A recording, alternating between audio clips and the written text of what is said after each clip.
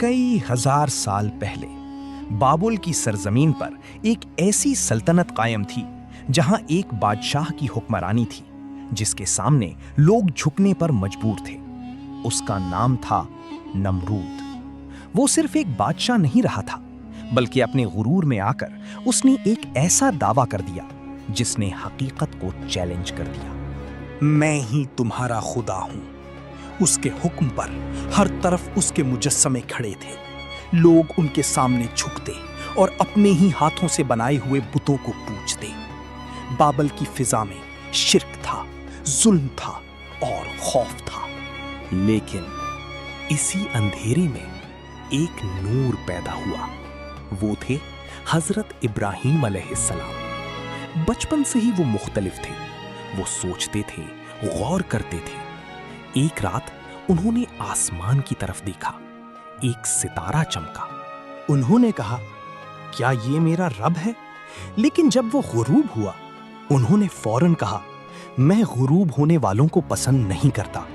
फिर चांद, फिर सूरज। लेकिन जब ये सब डूब गए तो सच उनके दिल में उतर गया।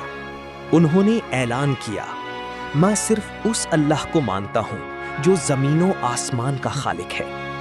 अब वो खामोश नहीं रह सकते थे। उन्होंने अपनी कौम को पुकारा, ये बुत ये कुछ नहीं कर सकते, ये सिर्फ पत्थर हैं। लेकिन सच हमेशा आसान नहीं होता। लोग उनके दुश्मन बन गए। एक दिन जब सब लोग शहर से बाहर थे, हजरत इब्राहीम अलैहिस्सलाम अकेले मंदिर में दाखिल हुए। चारों तरफ सैकड़ों बुत खड़े थे, खामोश, बेजान। उन्होंने कुल्हाड़ी उठाई और तमाम बुतों को तोड़ दिया। सिर्फ एक बड़ा बुत छोड़ दिया। जब लोग वापस आए तो चीख उठे, ये किसने किया? हजरत इब्राहीम अलैहिस्सलाम को बुलाया गया। उन्होंने सुकून से कहा, इस बड़े बुत से पूछ लो। लोग बोले, ये तो बोल नहीं सकता। तब उन्होंने वो जुमला कहा जिसने सब कुछ बदल दिया, जो खुद बोल नहीं सकता वो तुम्हारी मदद कैसे करेगा? लोग खामोश हो गए, लेकिन गुरूर ने सच को कबूल न किया। नमरूद को खबर दी गई। वो गुस्से से भर गया। उसने हुक्म दिया, एक अजीम आग जलाओ। दिनों तक लकड़ियां जमा होती रहीं। फिर एक ऐसी आग जलाई गई जिसकी लपटें आसमान तक पहुंच रही थी। हजरत इब्राहीम अलैहिस्सलाम को बांध दिया गया और आग में डाल दिया गया।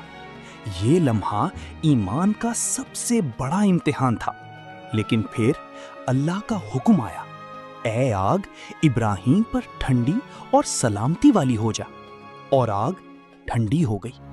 हजरत इब्राहीम अलैहिस्सलाम बिल्कुल महफूज रहे। ये मोजज़ा था। लेकिन नमरूद फिर भी ना माना। उसने दरबार में बुलाया और कहा, तुम्हारा रब कौन है? जवाब आया, मेरा रब जिंदगी देता है और मौत देता है। नमरूद ने चालाकी की, लेकिन फिर एक सवाल ने उसे खामोश कर दिया। अल्लाह सूरज को मशरिक से निकालता है, तुम उसे मगरिब से निकाल दो।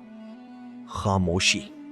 नमरूद लाजवाब हो गया, लेकिन गुरूर अब भी बाकी था। रिवायात में आता है कि अल्लाह ने उसे एक बहुत छोटी सी मखलूक के जरिए अजाब दिया। एक छोटा सा मच्छर। वो उसके दिमाग में दाखिल हो गया और फिर वही बादशाह जो खुद को खुदा कहता था, एक मामूली मखलूक के सामने बेबस हो गया।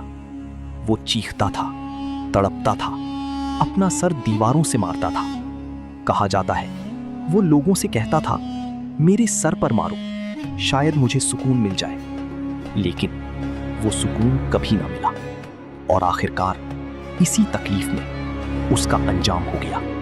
यही अंजाम था उस शख्स का जिसने कहा था, मैं खुदा हूं। ये कहानी हमें सिखाती है, गुरूर जितना भी बड़ा हो, एक लम्हे में टूट सकता है।